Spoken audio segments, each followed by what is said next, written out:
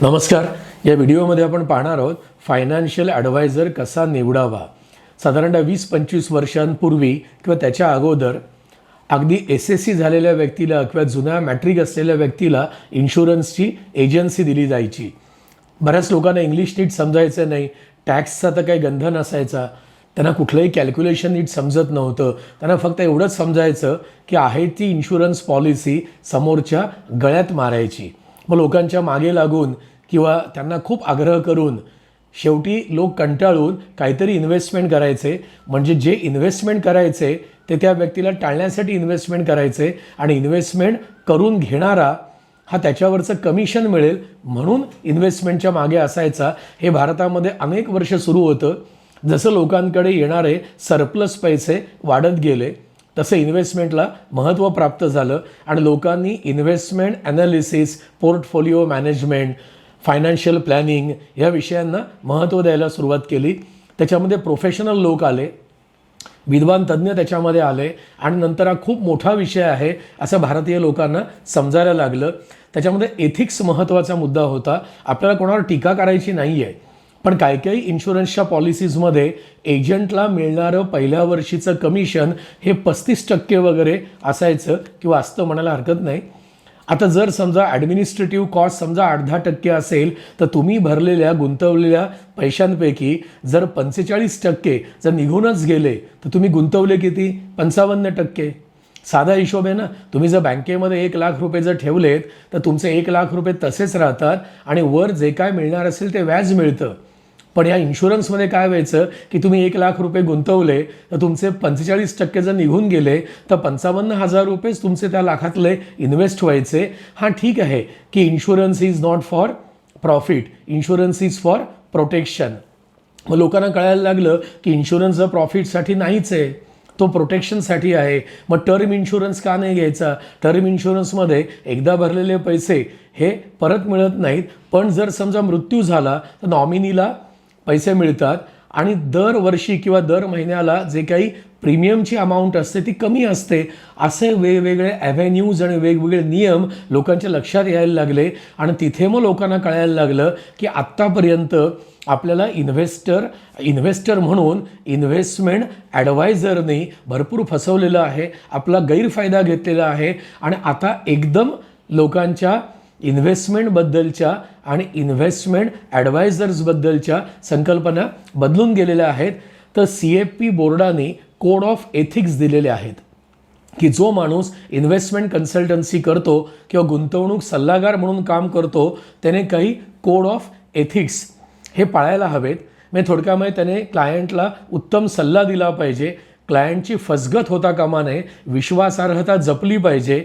म्हणजे एथिकल आणि professional standards या बोर्डाने दिलेले आहेत आणि ते सगळे फॉलो करून इन्व्हेस्टमेंट ॲडवायझरनी लोकांशी डील करायचं असतं. मग ही एथिकल प्रिन्सिपल्स जी आहेत म्हणजे नीतिमत्तेवरती आधारित ही जी काही तत्त्वं आहेत ती काय आहेत? तर guidelines towards public, client, colleagues and employees. म्हणजे लोकांशी डील करताना, लोकांशी बोलताना, एखाद्या इन्व्हेस्टमेंट ॲव्हेन्यूबद्दल माहिती देताना काय बोललं पाहिजे, क्लायंट्सला कोणती माहिती दिली पाहिजे, कलिग्जला बरोबरच्या लोकांशी काम करताना कसं बोललं पाहिजे किंवा एम्प्लॉईजबरोबर कोणत्या प्रकारचं धोरण ठेवलं पाहिजे, याच्याकरता नीतिमत्तेवर आधारित काही गोष्टी आल्या. नंतर अर्थविषयक सल्ला देणाऱ्या व्यक्तींसाठी कोड ऑफ कंडक्ट ॲप्लिकेबल झाला. मग आता या कोड ऑफ कंडक्टमध्ये किती मुद्दे येतात? तर ज्या व्यक्तीने इन्व्हेस्टमेंट ॲडवायझर म्हणून काम करायचं आहे त्या व्यक्तीमध्ये काही गुण असायला हवेत आणि त्याने कोड ऑफ कंडक्टनुसार काही गोष्टी फॉलो केल्या पाहिजेत. त्यातली पहिली गोष्ट येते इंटिग्रिटी, म्हणजे प्रामाणिकपणा त्या व्यक्तीमध्ये असला पाहिजे. आता या प्रामाणिकपणा मुद्द्याखाली काय काय गोष्टी येतात? तर त्याने प्रोफेशनल सर्व्हिसेस विथ इंटिग्रिटी दिल्या पाहिजेत. सगळ्या प्रोफेशनल सर्व्हिसेस प्रामाणिकपणे त्याने द्यायला पाहिजेत. त्याच्यामध्ये ऑनेस्टी पाहिजे, प्रामाणिकपणा पाहिजे, ट्रूथफुलनेस म्हणजे सत्य काय आहे, एखाद्या इन्व्हेस्टमेंटमध्ये रिस्क फॅक्टर कुठले आहेत, त्यातनं कुठला फायदा मिळणार आहे, खरोखरच मिळणार आहे का, की केवळ आपलं हवेमध्ये रोझी पिक्चर तयार केलेलं आहे, हे सगळं स्पष्टपणे मांडलं पाहिजे. वैयक्तिक स्वार्थ त्याच्यामध्ये असता कामा नये. त्याला न्याय्य जे काही कमिशन मिळायला हवं ते मिळणारच आहे. पण त्याने स्वार्थ समोर ठेवून इन्व्हेस्टमेंट विकता कामा नये, इन्व्हेस्टमेंटची पॉलिसी समोरच्या गळ्यामध्ये घालता कामा नये. नंतर इन्व्हेस्टमेंट ॲडवायझरने त्याची विश्वासार्हता जपली पाहिजे. त्याच्याबद्दल कुठल्याही व्यक्तीला कोणत्याही प्रकारचा संदेह म्हणजे संशय येता कामा नये. त्याने त्याच्या व्यक्तिगत आयुष्यामध्ये, व्यक्तिगत व्यवहारांमध्ये कुठेही पारदर्शकता ठेवली पाहिजे. कोण माणूस आहे, तो काय करतो, त्याचं वागणं कसं आहे, तो किती क्लिअर आहे, त्याचे व्यवहार कसे आहेत, या सगळ्यांवर इन्व्हेस्टमेंट ॲडवायझरची प्रतिमा अवलंबून असते आणि त्याच्यावरती लोक विश्वास ठेवायचा की नाही ठेवायचा हे ठरवतात. सत्य लपवणं, खोटी माहिती देणं, अपूर्ण माहिती देणं, अशा कुठल्याही गोष्टी या इन्व्हेस्टमेंट ॲडवायझरनी करता कामा नयेत. या सगळ्या गोष्टी इंटिग्रिटी म्हणजे प्रामाणिकपणा या गोष्टीच्या कोड ऑफ कंडक्टच्या अंतर्गत येतात. त्याच्याकडून दुसरी अपेक्षा असते ती म्हणजे ऑब्जेक्टिव्हिटी. ऑब्जेक्टिव्हिटी म्हणजे काय? वस्तुनिष्ठता म्हणजे इम्पार्शियालिटी. त्याने कुठल्याही प्रकारचं फेवरिटिझम करता कामा नये. कुठल्याही पॉलिसीला, कुठल्याही कंपनीला, कुठल्याही इन्व्हेस्टमेंट ॲव्हेन्यूला त्याला स्वतःला जास्त कमिशन मिळेल म्हणून ते उत्तम आहे असं सांगणं चुकीचं आहे. त्याने कायम इंटेलेक्च्युअल ऑनेस्टी ठेवली पाहिजे. त्याने त्याचं ज्ञान हे योग्य प्रकारे प्रामाणिकपणे त्याच्या क्लायंटसमोर मांडलं पाहिजे आणि त्याला म्हणायचं ऑब्जेक्टिव्हिटी. तिसरा मुद्दा येतो तो म्हणजे कॉम्पिटन्स किंवा क्षमता.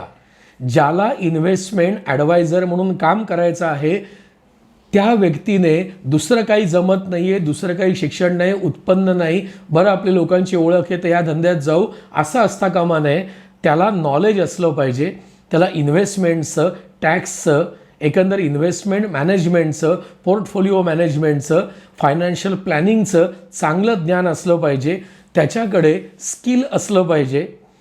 त्याच्यामध्ये ability to provide professional services competently ही गोष्ट आली पाहिजे. ज्या काही प्रोफेशनल सर्व्हिसेस द्यायच्या असतात क्लायंटला त्या एकदम कॉम्पिटंटली देता आल्या पाहिजेत.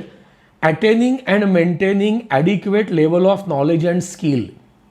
त्याला कायम सतत वर्षानुवर्ष कॉम्पिटन्सी दाखवत नॉलेज आणि स्किल मिळवत राहायला लागतं. ते अपग्रेड करावं लागतं. त्याला नुसतं नॉलेज मिळवून चालत नाही, त्याला ॲप्लिकेशन ऑफ नॉलेज पण यायला हवं. म्हणजे जे ज्ञान इन्व्हेस्टमेंटबद्दलचं त्याने गोळा केलेलं आहे ते वापरता पण आलं पाहिजे. त्याला म्हणायचं ॲप्लिकेशन ऑफ नॉलेज. ते कुठे वापरायचं आहे? While providing the services. आपल्या क्लायंट्सला सर्व्हिसेस देताना ते सगळं ज्ञान त्याला वापरता आलं पाहिजे. त्याला विजडम टू रेकग्नाइज लिमिटेशन्स हे असलं पाहिजे. म्हणजे त्याला स्वतःला तितकी बुद्धी पाहिजे की माझ्या मर्यादा कुठल्या आहेत, कुठपर्यंत मी ॲडवाईस देऊ शकतो, मला काय समजणार नाही, कुठे मी थांबलं पाहिजे आणि दुसऱ्या एक्सपर्टकडे या व्यक्तीला पाठवलं पाहिजे, कुठल्या गोष्टीबद्दल मी बोलता कामा नये, कुठलं माझं क्षेत्र नाही आहे, हे सगळं त्याने मान्य केलं पाहिजे. मुळात त्याला ते समजलं पाहिजे. Referrals to other professional. जिथे त्याला असं वाटतं की हा एरिया चार्टर्ड अकाउंटंटचा आहे, हा एरिया ॲडव्होकेटचा आहे, हा दुसऱ्या कुठल्या कन्सल्टंटचा आहे, त्याने प्रामाणिकपणे त्याकरता त्या एक्सपर्टकडे पाठवलं पाहिजे. आणि प्रत्येक विषयामध्ये मला समजतं असं न करता त्याने रेफरल्स टू अदर प्रोफेशनल्स हे तत्त्व वापरायला हवं. नंतर ability to learn new things. त्याने नवीन नवीन गोष्टी आत्मसात केल्या पाहिजेत. त्याला वाचनाची आवड पाहिजे, नवीन शिकून घेण्याची क्षमता पाहिजे. त्याने ट्रेनिंग सेशन्स अटेंड केली पाहिजेत. नव्या नव्या गोष्टी शिकल्यानंतर त्याला नवीन नॉलेज मिळतं आणि ते सगळं नॉलेज तो क्लायंट्सला देऊ शकतो. पुढचा अत्यंत महत्त्वाचा भाग येतो फोकस ऑन प्रोफेशनल इम्प्रूव्हमेंट. आपलं प्रोफेशनल इन्व्हेस्टमेंट ॲडवायझरीचं आहे. तर मला कशा प्रकारे उत्तम प्रकारे इन्व्हेस्टमेंट ॲडवायझर म्हणून काम करता येईल, मी प्रोफेशनली कसं ते काम करू शकतो, माझ्याकडे वेगळं ऑफिस आहे का, ते ऑफिस ह्या प्रोफेशनल कन्सल्टन्सी करता योग्य आहे का, कुठल्या एरियामध्ये आहे, ड्रेसिंग स्टाईलपासून तर ॲपिअरन्सपासून, बोलण्याच्या पद्धतीपासून तर प्रेझेंटेशनपासून सगळ्या गोष्टीमध्ये इन्व्हेस्टमेंट ॲडवायझरला प्रोफेशनलिझम आणावा लागतो. चौथा मुद्दा त्याच्यामध्ये असायला लागतो तो म्हणजे फेअरनेस. म्हणजे योग्य अयोग्य याची त्याला पूर्ण जाण पाहिजे. त्याने फेअर आणि रिझनेबल रिलेशनशिप ठेवली पाहिजे. म्हणजे त्याने क्लायंट्सची किंवा कुठेही इन्व्हेस्टमेंट करताना जी रिलेशनशिप ठेवायची आहे ती फेअर, योग्य आणि रिझनेबल ठेवायला पाहिजे. त्याने इम्पार्शियल असलं पाहिजे. कुठल्याही व्यक्तीच्या बाबतीमध्ये, इन्व्हेस्टमेंट ॲव्हेन्यूच्या बाबतीमध्ये त्याने पार्शियलिटी करून चालत नाही. त्याला इंटलेक्च्युअल ऑनेस्टी असावी लागते. त्याला स्वतःला कळलं पाहिजे की मी ऑनेस्ट आहे की डिसऑनेस्ट आहे. इंटलेक्च्युअल ऑनेस्टी हा सगळ्यात महत्त्वाचा ह्या ॲडवायझरीमधला गुणधर्म असतो. Disclosure of material conflict of interest. जिथे कुठे वाद होऊ शकतो तो वाद त्याने टाळला पाहिजे. कुठेही आपण ज्या कंपनीचे एजंट आहोत त्यांचं आणि आपल्या क्लायंटचं नुकसान होता कामा नये. त्याने कुठेही सोशल मीडियावरती, कुठल्याही व्हॉट्सॲप ग्रुपवर कुठेही बोलताना भलती सलती मतं मांडू नयेत, मतप्रदर्शन करू नये. त्याने फक्त स्वतःच्या क्लायंटचा विचार केला पाहिजे. Keep aside own prejudices. म्हणजे त्याला जर समजा स्वतःला अमुक प्रकारची इन्व्हेस्टमेंट पटत नसेल पण ती क्लायंटच्या हिताची असेल तर स्वतःचं पूर्वगृह दूषित काहीतरी मत क्लायंटला सांगता कामा नये. प्रेज्युडाईस त्याने असता कामा नये. म्हणजे पूर्वग्रह दूषित कुठल्या तरी विचित्र कल्पना डोक्यामध्ये घेऊन त्याने वावरता कामा नये. स्वतःच्या फिलिंग्स किंवा डिझायर म्हणजे स्वतःच्या भावना किंवा इच्छा त्या डिसिजनमध्ये टाकून तो डिसिजन क्लायंट्सकडे देता कामा नये. त्याला स्वतःला काय वाटतं हे बाजूला ठेवायचं. क्लायंट्सला काय वाटतं, क्लायंटच्या हिताचं काय आहे, सत्य काय आहे ते त्याने वापरलं पाहिजे. आणि फेअर ट्रीटमेंट टू ऑल. सगळे क्लायंट्स, त्याच्या संबंधित सगळे लोक यांना त्याच्याकडून दिली गेलेली ट्रीटमेंट ही फेअर असली पाहिजे. पाचवा महत्त्वाचा मुद्दा या कोड ऑफ कंडक्टमध्ये येतो तो म्हणजे कॉन्फिडेन्शियालिटी म्हणजे गोपनीयता. लोक डॉक्टरांना, चार्टर्ड अकाउंटंटला, इन्व्हेस्टमेंट कन्सल्टंटला सगळं खरं सांगतात, विश्वासाने सांगतात. या सगळ्या प्रोफेशन्समध्ये त्या प्रोफेशनल रिस्पेक्ट असतो. त्याच्यामधली मेहनत ही लोकांना मान्य असते, त्याची गुणवत्ता मान्य असते. त्यामुळे प्रोफेशनल कंडक्ट किंवा प्रोफेशनल एथिक्स इन्व्हेस्टमेंट ॲडवायझरला पाळावेच लागतात. म्हणजे त्याला गोपनीयता सतत मेंटेन करायला लागते. All clients information to be confidential. बोलता बोलता इन्व्हेस्टमेंट ॲडवायझर पटकन मित्रमंडळीमध्ये ह्या मित्राला खूप पैसे मिळाले, बोनस मिळाला, त्याने जागा विकली, त्याने इन्व्हेस्टमेंट केली बोलून जातात. आणि पटकन बोलल्यानंतर त्याच्या क्लायंटला जाणवतं की ह्याच्याकडे काही गुपित राहत नाही, याच्याकडे इन्व्हेस्टमेंट करण्यात काहीही अर्थ नाही. म्हणजे खरं इन्व्हेस्टमेंट ॲडवायझर असलेल्या लोकांनी सोशल ॲक्टिव्हिटीमध्ये जास्त रमताच कामा नये. लोकांना काय वाटतं की मी जास्तीत जास्त सोशल ऑर्गनायझेशन्समध्ये जर इन्व्हॉल्व झालो तर माझ्या ओळखी वाढतील आणि मला क्लायंट्स मिळतील. पण उलटं होतं. स्वतःच्या बिझनेसवरचं लक्ष कमी होतं, दुनियादारी वाढत जाते आणि असे काही क्लायंट्स वगैरे मिळत नाहीत. उलटं आहेत त्या क्लायंटचा विश्वास कमी होत जातो की आज यांच्या ऑफिसला गेलो होतो, इकडे गेले होते, काल तिकडे होते, त्यांचं लक्ष नाही आहे. तर लोकांना हळूहळू वाटतं की ह्यांना हा पार्ट टाईम बिझनेस झालेला दिसतोय, तर आमच्या कष्टाचे पैसे ह्यांच्याकडे इन्व्हेस्टमेंट करून काही उपयोग नाही. अशा प्रकारे डेव्हलप केलेला बिझनेस लोक स्वतःच त्याला उतरती कळा लावून घेतात. म्हणून प्रोफेशनल इन्व्हेस्टमेंट ॲडवायझर करता महत्त्वाचा मुद्दा येतो. त्याने क्लायंट्सची इन्फॉर्मेशन कॉन्फिडेन्शियल ठेवली पाहिजे. Access to only authorised person. म्हणजे काही लोक स्वतःची वेबसाईट किंवा सॉफ्टवेअर डेव्हलप करतात, त्याचा पासवर्ड असतो. त्या कुटुंबातल्या ॲथॉराइज्ड व्यक्तीला फक्त त्याला ॲक्सेस असला पाहिजे. म्हणजे पती पत्नीला जर तो पासवर्ड दिला असेल किंवा त्याने तो चेंज केला असेल, उद्या त्यांच्या मुलांनी जर विचारलं तर तो पासवर्ड इन्व्हेस्टमेंट कन्सल्टंटनी देता कामा नये. कारण विश्वासार्हता हा महत्त्वाचा मुद्दा येतो. म्हणून ॲक्सेस टू ॲथॉराइज्ड पर्सन खूप महत्त्वाचा मुद्दा येतो. Relationship with trust and confidence. पैसे देताना गुंतवणूकदार विश्वास ठेवत असतो. पैशांच्या रिटर्न्समध्ये थोडे 1-2% कमी झाले तर त्याला काही वाटत नाही, कारण त्याला माहिती असतं इन्व्हेस्टमेंट ॲडवायझरनी ते काही कमी केलेलं नाही आहे. पण जर समजा इन्व्हेस्टमेंट ॲडवायझरकडनं जर एखादी इन्फॉर्मेशन लीक झाली, जर लोकांना समजली, तर मात्र लोकांना ते वाईट वाटतं आणि बरेच ॲडवायझर ही चूक करतात. त्यांना कुठे काय बोलावं हा सेन्स नसतो आणि बडबड करण्याच्या स्वभावामुळे ते काहीतरी बोलून जातात. त्यामुळे अत्यंत महत्त्वाचा मुद्दा येतो relationship with trust and what confidence. 6वा मुद्दा येतो इन्व्हेस्टमेंट ॲडवायझर झालेल्या व्यक्तीकरता किंवा होऊ इच्छिणाऱ्या व्यक्तीकरता प्रोफेशनॅलिझम म्हणजे व्यावसायिकता ही त्याच्या वागण्यामध्ये असलीच पाहिजे. त्याला प्रोफेशनल कंडक्ट म्हणजे काय हे व्यवस्थित समजलं पाहिजे. त्याला प्रोफेशनलिझम म्हणजे व्यावसायिकता कशा प्रकारे वापरतात, कसं एक्झॅक्टली वागलं म्हणजे प्रोफेशनल आपण होतो हे मुळात समजलं पाहिजे. त्याने dignity and courtesy with the client हे मेंटेन केलं पाहिजे. क्लायंट्सला रिस्पेक्ट देणं, क्लायंट्सशी नीट बोलणं. कधी कधी असं होतं की एखादी इन्व्हेस्टमेंट ॲडवायझर व्यक्ती ही खूपच क्वालिफाईड असते, त्याला इन्कम टॅक्सचे सगळे sections, rules, regulations, laws, investment avenue सगळंच माहिती असतं आणि पटकन तो एखाद्या क्लायंटला म्हणतो, अरे काय तुम्हाला एवढं माहिती नाही का? क्लायंट दुखावला जातो. क्लायंट हा क्लायंट असतो, त्याला ज्ञान नाही आहे किंवा त्याला माहिती नाही आहे, त्याला प्रोफेशनली ॲडव्हाइस पाहिजे आहे. म्हणून त्या कन्सल्टंटला तो बोलवतो. तर कन्सल्टंटला मृदू भाषेमध्ये, चांगल्या भाषेमध्ये, सॉफ्टली त्या क्लायंटला एक्सप्लेन करणं हे त्याचं काम असतं. त्याला क्लायंटची अक्कल काढण्याचा अधिकार नसतो. त्यामुळे त्याने क्लायंटला डिग्निटी आणि कर्टसी वापरून ॲडवाईस दिला पाहिजे. त्याने बाकीच्या प्रोफेशनल्सबद्दल पण रिस्पेक्ट ठेवला पाहिजे. जर रिस्पेक्ट दिला तर रिस्पेक्ट मिळतो.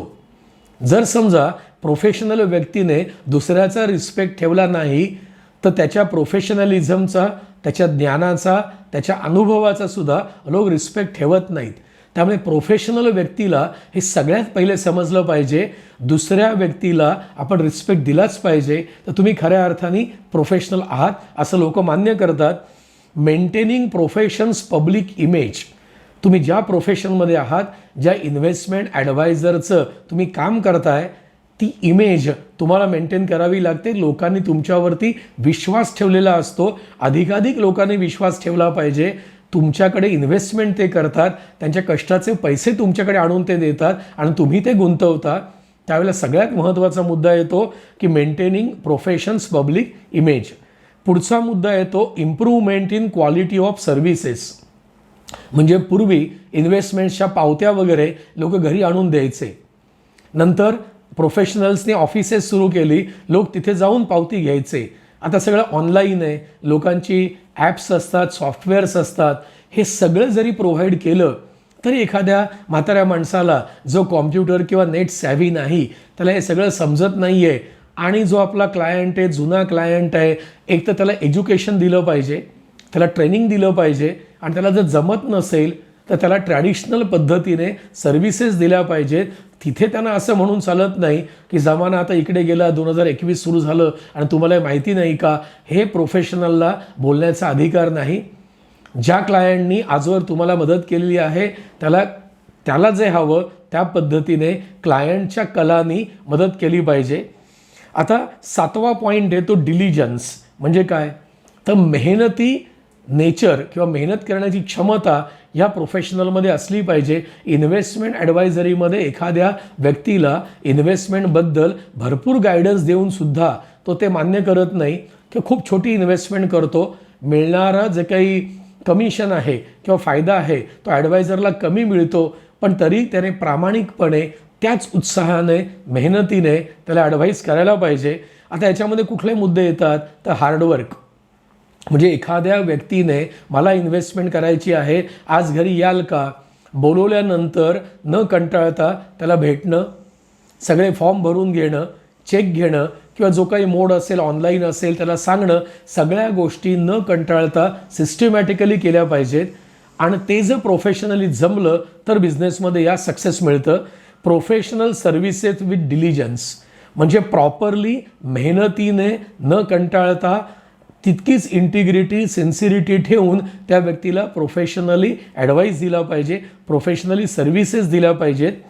Services in prompt and thorough manner, डिटेलमध्ये सगळ्या गोष्टी देणं, समजावणं, प्रॉम्प्टली देणं, to the point, up to date information आपल्या क्लायंटला देणं हे तितकंच महत्त्वाचं असतं. आणि हे सगळं करताना प्रॉपर प्लॅनिंग असलं पाहिजे. प्रोफेशनल ॲडवायझर प्लॅनिंगनी काम करतो, त्याचं त्याच्या स्टाफवरती सुपरविजन असलं पाहिजे की माझे स्टाफ मेंबर्स माझ्या क्लायंट्सशी नीट बोलतात का, सिस्टमॅटिकली रेकॉर्ड्स ठेवतात का, त्यांचा ॲप्रोच कसा आहे, या सगळ्यावरती प्रोफेशनल इन्व्हेस्टमेंट कन्सल्टंटचा कंट्रोल असला पाहिजे. त्याचं खूप मोठं जबाबदारीचं काम असतं education to clients on financial matters. वेगवेगळ्या स्कीम्स येत असतात, इन्व्हेस्टमेंट ॲव्हेन्यूज येत असतात, त्याबद्दल ट्रेनिंग देणं. आजकाल तर ऑनलाईन ट्रेनिंग देणं सोपं झालेलं आहे.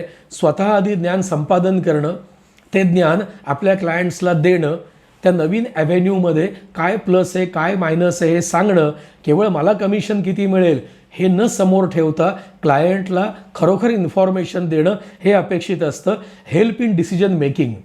कधी कधी लोकांकडे प्रॉपर्टी विकून खूप पैसे येतात, शेत जमीन विकून पैसे येतात, कधी कधी वडिलोपार्जित पैसे मिळतात, प्रॉपर्टी मिळते, केव्हा केव्हा रिटायरमेंटनंतर अचानक पैसे मिळतात. ह्या प्रत्येक वेळेला आलेले खूप पैसे कुठे गुंतवायचे हा प्रश्न असतो आणि त्यावेळेला इन्व्हेस्टमेंट ॲडवायझरने त्याला योग्य गायडन्स देणं अपेक्षित असतं.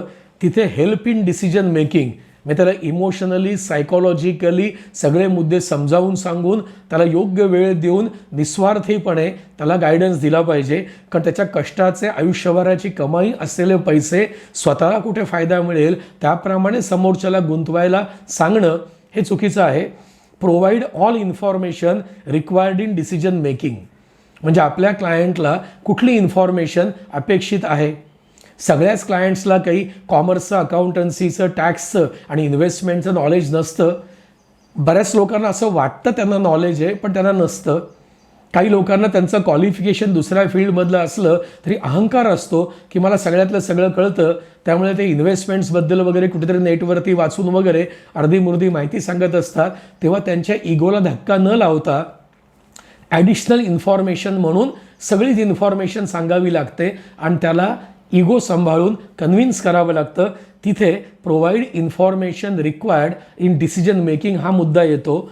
Then to make the clients aware. क्लायंट्सला अवेअर करावं लागतं कुठल्या इन्व्हेस्टमेंट्समध्ये धोका आहे, कुठे नुकसान होऊ शकतं, कुठले पैसे काढून घेणं हे योग्य आहे. त्याचबरोबर प्रेझेंट फ्युचर फायनान्शियल नीड्स क्लायंट्सच्या काय आहेत, त्यांनी गोल सेटिंग केलं आहे का, हे सगळं क्लायंट्सला समजावणं हे अपेक्षित असतं. त्यानंतर रिस्क टू बी एक्सप्लेन्ड, की प्रत्येक गुंतवणुकीमध्ये कुठली रिस्क आहे. काय होतं की इन्व्हेस्टमेंट ॲडवायझर गुंतवणूक केल्यानंतर कुठला फायदा आहे ह्याचं छान चित्र त्या क्लायंटसमोर रेखाटतात आणि त्याला अजिबात सांगत नाहीत की ह्याच्यामध्ये रिस्क फॅक्टर कुठले आहेत. त्यामुळे बऱ्याचशा जाहिरातीमध्ये सगळीकडे जोखमी काय आहेत, रिस्क काय आहे हे छापलेलंच असतं. आणि तरीसुद्धा काही लोक फुली केलेल्या ठिकाणी फक्त सिग्नेचर करतात आणि चेक देतात किंवा पैसे ट्रान्सफर करतात, ते काही वाचत नाहीत.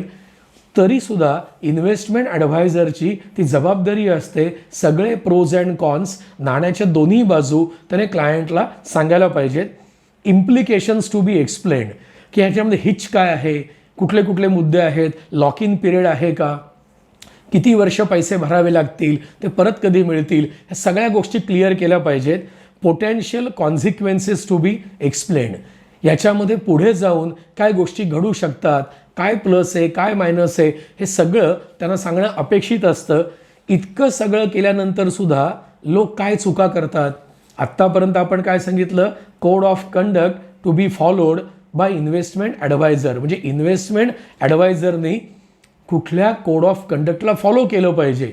हे सगळं जरी केलं तरी स्वतः इन्व्हेस्टर किंवा लोक काय चुका करतात, तर पहिली चूक ते अशी करत असतात, एखाद्या अशिक्षित व्यक्तीला किंवा गरजू व्यक्तीला मदत म्हणून त्याच्याकडून इन्शुरन्सची पॉलिसी घेतात. एखादा व्यक्ती म्हणतो की मला नोकरी नाही आहे, माझी नोकरी गेली आहे, मी इन्शुरन्स एजंट झालो आहे, एकतरी पॉलिसी घ्या. कुठलीही पॉलिसी अमाऊंट 2-4-5 हजार रुपये काहीतरी भरायची म्हणून त्याला देतात आणि पॉलिसी घेतात. ना समोरच्या व्यक्तीचा फायदा होत ठीकसा, आणि आपल्याला वाटेल ती इन्व्हेस्टमेंट केल्यानंतर ती लायबिलिटी पुढची 25 आणि 30 वर्षे गळ्यामध्ये येते. हा फार मोठा चुकीचा भाग भारतामध्ये करोडो लोक दरवर्षी करत असतात. दुसरा एक गोंधळाचा भाग लोकांकडून नेहमी केला जातो ते म्हणजे कागदपत्र नीट न वाचणं. कितीतरी शिकलेले लोक विचारतात समोरच्याला की कुठे सही करायची आहे, ती मला फुली करून द्या, आणि त्या जागेवर डायरेक्ट सह्या करून ते मोकळे होतात. त्यामध्ये रिस्क काय आहे, कुठले फॅक्टर्स आहेत, सगळं दिलेलं असतं, पण वाचायची तसदी कोणी घेत नाही. तिसरा मुद्दा येतो accounts and audit. Tax consultancy आणि इन्व्हेस्टमेंट कन्सल्टन्सी ह्या 3 वेगळ्या गोष्टी आहेत. अकाउंट्स अँड ऑडिटमधला एक्सपर्ट माणूस किंवा टॅक्स कन्सल्टन्सीमधला एक्सपर्ट माणूस हा इन्व्हेस्टमेंट कन्सल्टन्सीमध्ये एक्सपर्ट असतोच असं नाही. पण लोकांना असं वाटतं की माझे अकाउंट्स कोण बनवतो, जो माझा टॅक्स भरतो त्याला इन्व्हेस्टमेंट पण समजते, त्याच्यावर लोक सगळं ढकलून किंवा सोडून मोकळं होतात आणि प्रोफेशनल इन्व्हेस्टमेंट कन्सल्टंटकडे न जाता इन्व्हेस्टमेंट करतात. जर काही सगळं बरोबर आलं तर म्हणतात नाही नाही त्याने बरोबर सांगितलं आणि मला पण समजतं, आणि काही चुकलं की त्या टॅक्स कन्सल्टंटवरती बिल फाडून मोकळे होतात. त्यामुळे प्रोफेशनल इन्व्हेस्टमेंट कन्सल्टंट हा वेगळा असतो हे समजायला हवं. Insurance is for protection and not for profit हे तत्त्व समजलं पाहिजे. इन्शुरन्स हा रिस्क बेअरिंगसाठी असतो. जर समजा काही अघटित घडलं तर इन्शुरन्स असतो, तो इन्व्हेस्टमेंटसाठी नसतो. पेपरामधल्या रंगीबेरंगी मोठमोठ्या जाहिराती बघून लोक इन्व्हेस्टमेंट करतात. तसं न करता आपल्याला काय हवं आहे, आपलं उत्पन्न किती आणि सगळ्या गोष्टी लक्षात घेऊन इन्व्हेस्टमेंट केली पाहिजे. जुनाट विचार घेऊन लोक गुंतवणूक करतात.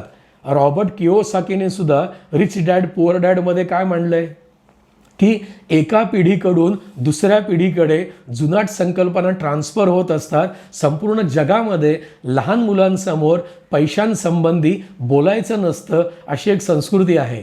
त्यामुळे आईवडिलांनी ज्या चुका केलेल्या असतात त्याच चुका मोठ्या भाविकपणे शिकलेली मुलंसुद्धा पुढची जनरेशन करत असते. कारण आपले आईवडील चुकले होते असं मान्य करण्याची संस्कृती आपल्याकडे नाही. त्यामुळे इन्व्हेस्टमेंटमध्ये आमच्या अगोदरच्या लोकांनी हेच केलं होतं असं बिंदास सांगून चांगले सुशिक्षित लोकसुद्धा कुठेही इन्व्हेस्टमेंट करतात. त्यामुळे एक खूप महत्त्वाचा मुद्दा येतो, जुनाट विचार घेऊन इन्व्हेस्टमेंट लोक करतात.